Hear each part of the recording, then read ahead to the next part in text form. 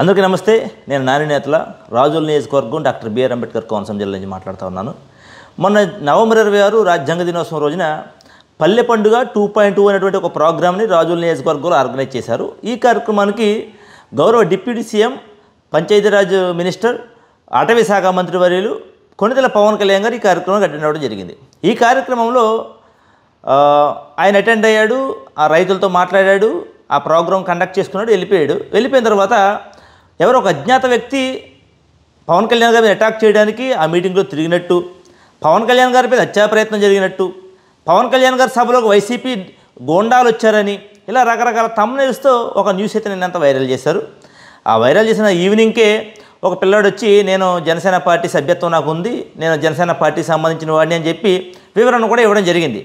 అయితే నేను ఈ విషయంలో ఏం చెప్పాలనుకుంటా ఉన్నానంటే, అసలు ఈ జన సైనికులకి కానీ ఈ జనసేన కార్యకర్తలకు కానీ బుద్ధి జ్ఞానం లాంటివి ఏమైనా ఉన్నాయా లేదా అని అడుగుతున్నాను నేను ఇవాళ.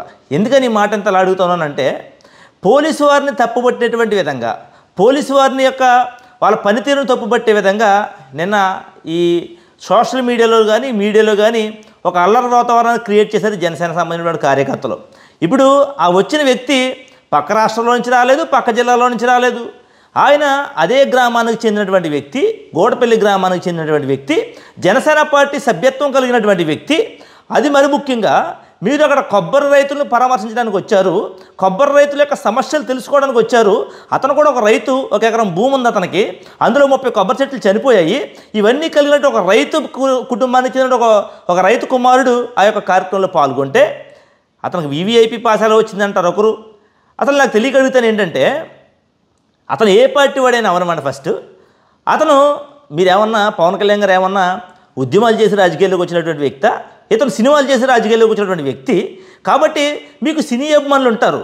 అతను మీ అభిమానం చెప్తా ఉన్నాడు. మీ అన్నయ్య గారు చిరంజీవి గారు బ్లడ్ డొనేషన్లో 13 సార్లు బ్లడ్ డొనేషన్ చేసినటువంటి వ్యక్తి అని చెప్తా ఉన్నాడు. మరి మీ అభిమాని మీ కార్యక్రమానికి వస్తే దాన్ని కూడా ఎవరో అల్లరి చేయడానికి వచ్చారు, వైసీపీ కార్యకర్త వచ్చాడని చెప్పేసి అల్లరి చేస్తూ ఉన్నాడు. గతంలో అతను వైసీపీ పార్టీలో ఉన్నమాట వాస్తవం, అతను వైసీపీ పార్టీలో తిరిగిన మాట వాస్తవం. అతను తిరిగి మీ పార్టీ సభ్యత్వాన్ని తీసుకున్నాడు, మీ జనసేన పార్టీ ఎమ్మెల్యే గారు తిరుగుతూ ఉన్నాడు. మీ వైస్ ఎంపీపీ గారికి ప్రధాన అనుచరుడు అతను. ఆ వైస్ ఎంపీపీ గారికి ఏదైతే పాస్ ఇచ్చారో వీవీఐపీ పాసు, ఆ పాస్ తీసుకుని ఆ కార్యక్రమంలో అతను పాల్గొనడం జరిగింది. దీన్ని మీరు జనసేన కార్యకర్తలంతా కూడా కలిసి వైఎస్ఆర్ కాంగ్రెస్ పార్టీ మీద రుద్దడం అనేది చాలా దుర్మార్గమైనటువంటి చర్య. ఒక సామెత ఉంటుంది ఏంటంటే, ఆవు చేలు మెత్తే దూడ గొట్టును మేస్తుందా అని.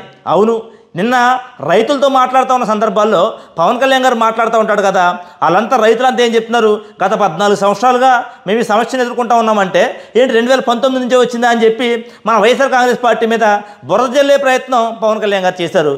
ఇదే ధోరణిలో మరలా ఒక జనసేన మెంబర్షిప్ కలిగినటువంటి ఒక వ్యక్తిని తీసుకొచ్చి ఇతను వైఎస్ఆర్సీపీ కార్యకర్త అని చెప్పి వైఎస్ఆర్ కాంగ్రెస్ పార్టీ మీద బురద పడేటువంటి చర్య ఈ జనసేన పార్టీ కార్యకర్తలు చేస్తూ ఉన్నారు రాజోల్ నియోజకవర్గంలో.